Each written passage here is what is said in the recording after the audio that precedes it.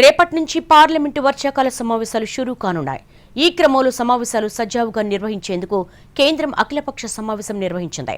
అయితే పెహల్గాం ఉగ్రదాడి, operation Sindoor, India Pakistan మధ్య నెలకొన్న ఉద్రిక్తతలపై ట్రంప్ వ్యాఖ్యలు, బీహార్ ఎన్నికల వేళ ఓటర్ల జాబితా సవరణ లాంటి కీలక అంశాలపై కేంద్రాన్ని నిలదీసేందుకు విపక్షాలు రెడీ అవుతున్నాయి. పార్లమెంటు వర్షాకాల సమావేశాలు రేపటి నుంచి ప్రారంభం కానున్నాయి. మొత్తంగా ఆగస్టు 21 వరకు సమావేశాలు నిర్వహిస్తారు. అయితే ఆగస్టు 12 నుంచి 18 వరకు సెలవులిచ్చారు. దీంతో ఈసారి వర్షాకాల సమావేశాలు మొత్తంగా 21 రోజుల పాటు జరగనున్నాయి.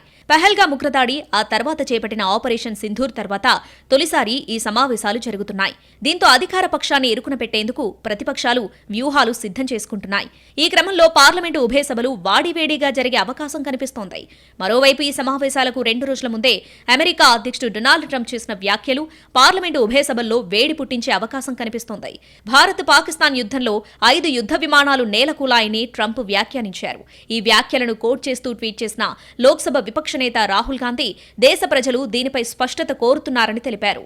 మరోవైపు బీహార్లో ఓటర్ల జాబితా ప్రత్యేక సమగ్ర సవరణ, జమ్మూ కాశ్మీర్ రాష్ట్ర హోదా పునరుద్ధరణ అంశాలపై ప్రతిపక్షాలు చర్చలకు పట్టుబట్టే అవకాశాలున్నాయి. ఆపరేషన్ సింధూర్ వివరాలు సమగ్రంగా దేశ ప్రజల ముందుంచాలని కేంద్రాన్ని డిమాండ్ చేయనున్నాయి విపక్షాలు. మరోవైపు ఈ సమావేశాలలో 12 బిల్లులకు ఆమోదముద్ర వేయించుకోవాలని కేంద్రం భావిస్తుంది. వీటిలో కొన్ని ఇప్పటికే పార్లమెంటులో పెండింగ్లో ఉన్నాయి. 8 బిల్లులను కొత్తగా ప్రవేశపెట్టనున్నట్లు తెలుస్తోంది.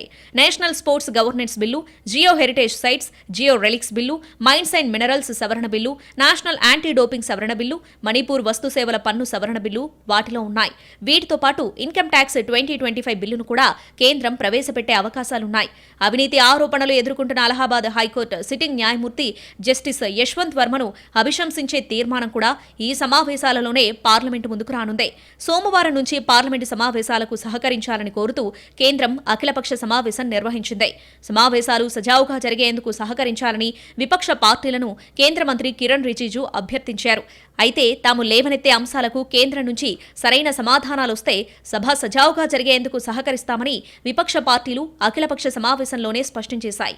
అలాగే బీహార్లో ఓటర్ల జాబితా ప్రత్యేక సమగ్ర సవరణను AAP MP Sanjay Singh poll scam గా అభివర్ణించారు. దీనిపై ఖచ్చితంగా పార్లమెంటులో లేవనెత్తుతామని స్పష్టం చేశారు. అయితే విపక్షాలు లేవనెత్తే ప్రతి ప్రశ్నకు సమాధానమిస్తామని కేంద్ర మంత్రులు స్పష్టం చేశారు. ఏ రోజు అల్లరి జరిగినా ఒక మంచి కోఆర్డినేషన్తో సభ టైం వృధా కాకుండా అడ్జర్న్మెంట్స్ తగ్గించి ప్రజా సమస్యలపై చర్చించడం బాధ్యత అనేది చాలా ముఖ్యంగా ఈ ప్రధాన పార్టీలో ఉంటాయని చెప్పడంతో పాటు అనేకమైన రీజనల్ పార్టీస్ 2 సభల్లో సభ్యత్వం పొందిన పార్టీలు ఉన్నాయి. కాబట్టి వారికి సంఖ్యతో పాటు సమయం కూడా కొంచెం ఎక్కువ సమయం కేటాయిస్తే మా రాష్ట్ర సమస్యల్ని చర్చించడానికి అవకాశం ఉంటుందనే విషయాన్ని చాలా బలంగా వినిపించడం జరిగాది.